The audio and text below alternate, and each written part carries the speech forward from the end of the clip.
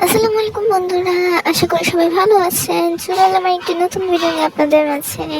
তো বেশি দেরি না করে যাবো মূল ভিডিওতে, কারণ আজকে অনেক কাজ আছে। তো আজকে আমি রান্না করছি চিকেন কারি। চলো দেখা যাক কিভাবে প্রসেসিং আম্মু করেছে।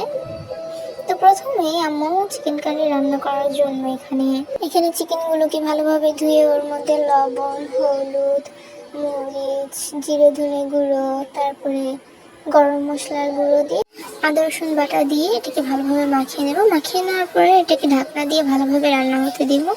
তো কিছুক্ষণ পর ঢাকনাটা উঠিয়ে এটাকে একটু নাড়াচাড়া দিয়ে দেখে নেব। তো দেখে মনে হচ্ছে আমাদের রান্না প্রায় রেডি। তো আমাদের রান্নাটা প্রায় হয়ে গেছে। তো আমাদের চিকেন কারি রেডি। তো ভিডিওটি ভালো লেগে থাকলে সবাই লাইক, কমেন্ট অ্যান্ড সাবস্ক্রাইব করে দেবেন চ্যানেলটিকে। কিন্তু যাওয়ার আগে একটি প্রশ্ন করব, কেউ কি বলতে পারবো কোন বল দেখতে গোল নয় কিন্তু তবুও সেটা বল? কোন বল দেখতে গোল নয় কিন্তু সেটা বল? তো সবাই ভালো থাকবেন। আল্লাহ হাফেজ।